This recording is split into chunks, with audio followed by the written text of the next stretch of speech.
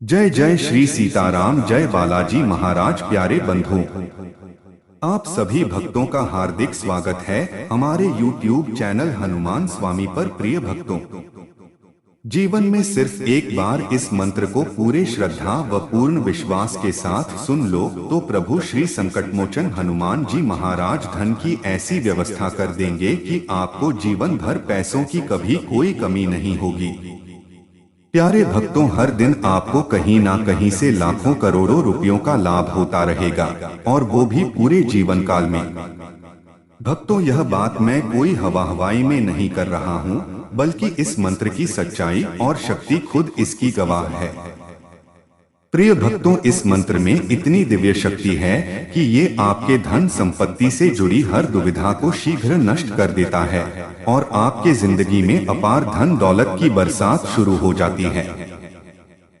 प्यारे भक्तों, अब न जाने कितने लोगों को यह मंत्र करोड़ों का मालिक बना चुका है। जो कभी दो रोटी के लिए मोहताज थे, आज वही लोग करोड़ों रुपए का दान करते हैं, वह भी बिना एक पल सोचे। भक्तों, उनके जीवन में इतनी बरकत हो शुरू हो गई है कि अब वो अपने क्षेत्र के सबसे अमीर व्यक्ति बन चुके हैं, और ये सब सिर्फ एक मंत्र के प्रभाव से।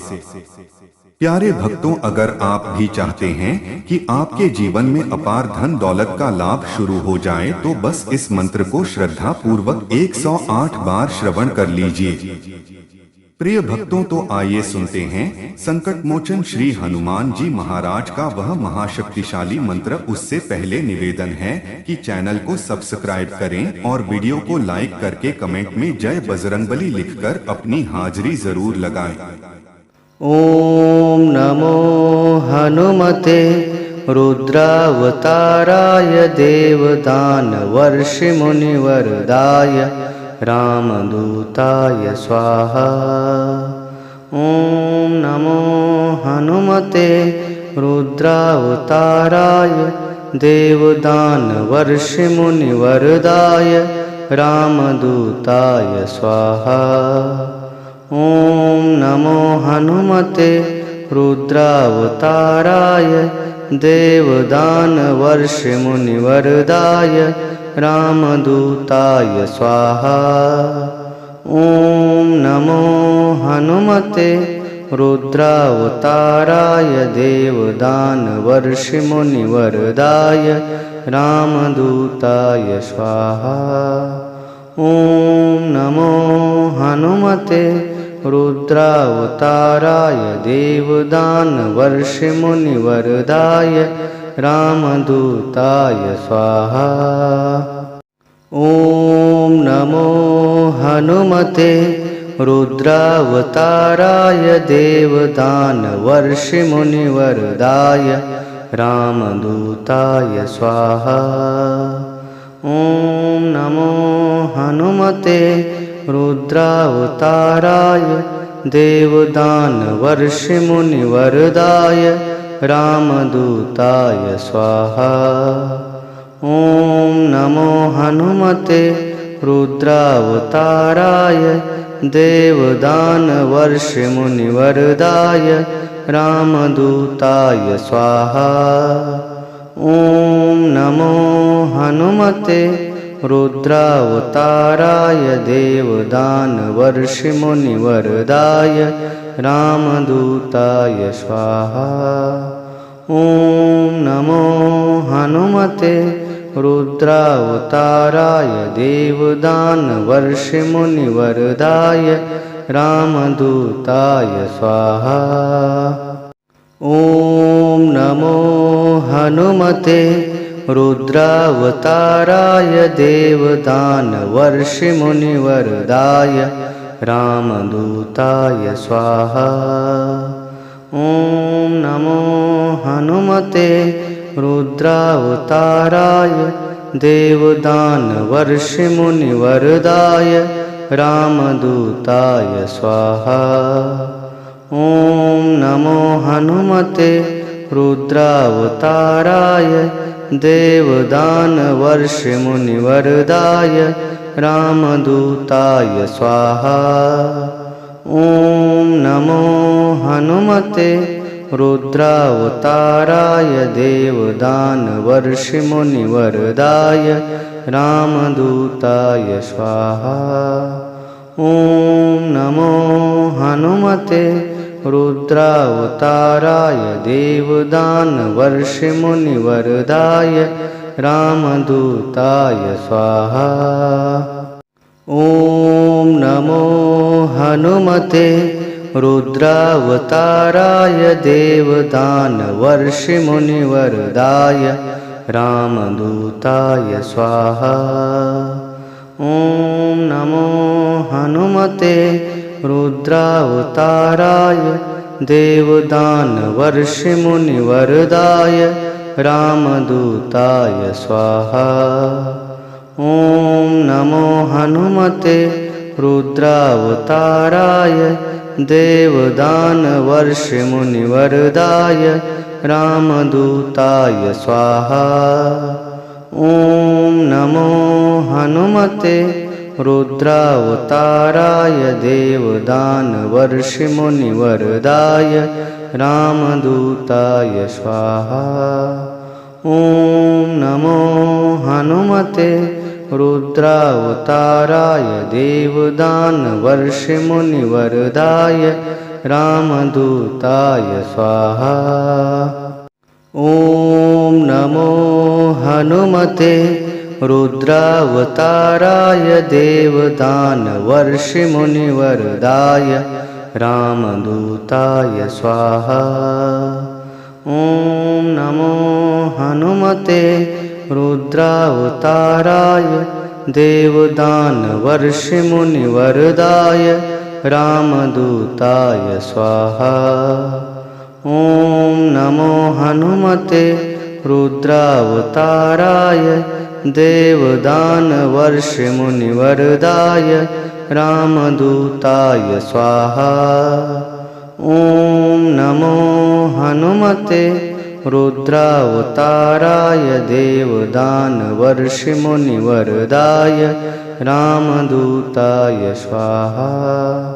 ॐ नमो हनुमते रुद्रावताराय देवदानवर्षिमुनिवरदाय रामदूताय स्वाहा।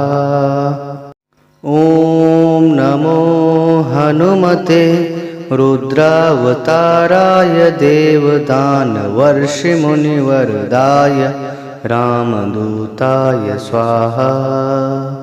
ॐ नमो हनुमते रुद्रावताराय देवदानवर्षिमुनिवरदाय रामदूताय स्वाहा।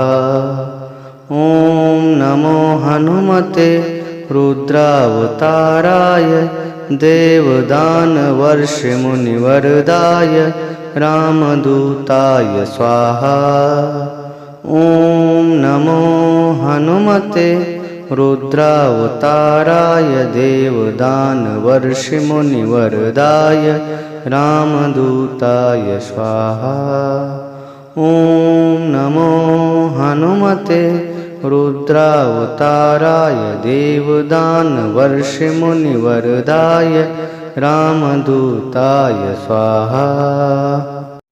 ॐ नमो हनुमते रुद्रावताराय देवदानवर्षिमुनिवरदाय रामदूताय स्वाहा। ॐ नमो हनुमते रुद्रावताराय देवदानवर्षिमुनिवरदाय रामदूताय स्वाहा। ॐ नमो हनुमते रुद्रावताराय देवदानवर्षिमुनिवरदाय रामदूताय स्वाहा। ॐ नमो हनुमते रुद्रावताराय देवदानवर्षिमुनिवरदाय रामदूताय स्वाहा। ॐ नमो हनुमते रुद्रावताराय देवदानवर्षिमुनिवरदाय रामदूताय स्वाहा। ॐ ॐ नमो हनुमते रुद्रावताराय देवदानवर्षिमुनिवरदाय रामदूताय स्वाहा। ॐ नमो हनुमते रुद्रावताराय देवदानवर्षिमुनिवरदाय रामदूताय स्वाहा। ॐ नमो हनुमते रुद्रावताराय देवदानवर्षिमुनिवरदाय रामदूताय स्वाहा। ॐ नमो हनुमते रुद्रावताराय देवदानवर्षिमुनिवरदाय रामदूताय स्वाहा। ॐ नमो हनुमते रुद्रावताराय देवदानवर्षिमुनिवरदाय रामदूताय स्वाहा। ॐ नमो हनुमते रुद्रावताराय देवदानवर्षिमुनिवरदाय रामदूताय स्वाहा। ॐ नमो हनुमते रुद्रावताराय देवदानवर्षिमुनिवरदाय रामदूताय स्वाहा। ॐ नमो हनुमते रुद्रावताराय देवदानवर्षिमुनिवरदाय रामदूताय स्वाहा।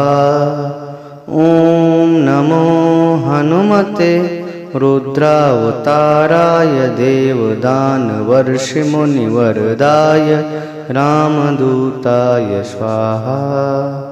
ॐ नमो हनुमते रुद्रावताराय देवदानवर्षिमुनिवरदाय रामदूताय स्वाहा। ॐ नमो हनुमते रुद्रावताराय देवदानवर्षिमुनिवरदाय रामदूताय स्वाहा। ॐ नमो हनुमते रुद्रावताराय देवदानवर्षिमुनिवरदाय रामदूताय स्वाहा। ॐ नमो हनुमते रुद्रावताराय देवदानवर्षिमुनिवरदाय रामदूताय स्वाहा। ॐ नमो हनुमते रुद्रावताराय देवदानवर्षिमुनिवरदाय रामदूताय स्वाहा। ॐ नमो हनुमते रुद्रावताराय देवदानवर्षिमुनिवरदाय रामदूताय स्वाहा। ॐ नमो हनुमते रुद्रावताराय देवदानवर्षिमुनिवरदाय रामदूताय स्वाहा। ॐ नमो हनुमते रुद्रावताराय देवदानवर्षिमुनिवरदाय रामदूताय स्वाहा। ॐ नमो हनुमते रुद्रावताराय देवदानवर्षिमुनिवरदाय रामदूताय स्वाहा। ॐ नमो हनुमते रुद्रावताराय देवदानवर्षिमुनिवरदाय रामदूताय स्वाहा।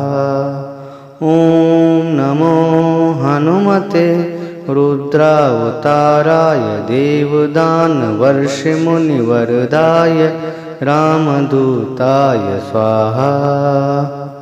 ॐ नमो हनुमते रुद्रावताराय देवदानवर्षिमुनिवरदाय रामदूताय स्वाहा। ॐ नमो हनुमते रुद्रावताराय देवदानवर्षिमुनिवरदाय रामदूताय स्वाहा। ॐ नमो हनुमते रुद्रावताराय देवदानवर्षिमुनिवरदाय रामदूताय स्वाहा।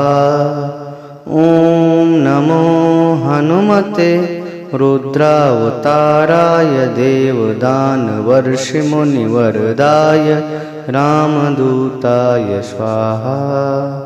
ॐ नमो हनुमते रुद्रावताराय देवदानवर्षिमुनिवरदाय रामदूताय स्वाहा।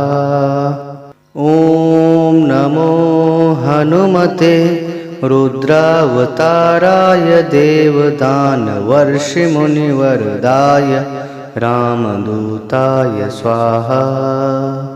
ॐ नमो हनुमते रुद्रावताराय देवदानवर्षिमुनिवरदाय रामदूताय स्वाहा। ॐ नमो हनुमते रुद्रावताराय देवदानवर्षिमुनिवरदाय रामदूताय स्वाहा। ॐ नमो हनुमते रुद्रावताराय देवदानवर्षिमुनिवरदाय रामदूताय स्वाहा। ॐ नमो हनुमते रुद्रावताराय देवदानवर्षिमुनिवरदाय रामदूताय स्वाहा। ॐ नमो हनुमते रुद्रावताराय देवदानवर्षिमुनिवरदाय रामदूताय स्वाहा। ॐ नमो हनुमते रुद्रावताराय देवदानवर्षिमुनिवरदाय रामदूताय स्वाहा। ॐ नमो हनुमते रुद्रावताराय देवदानवर्षिमुनिवरदाय रामदूताय स्वाहा। ॐ नमो हनुमते रुद्रावताराय देवदानवर्षिमुनिवरदाय रामदूताय स्वाहा। ॐ नमो हनुमते रुद्रावताराय देवदानवर्षिमुनिवरदाय रामदूताय स्वाहा।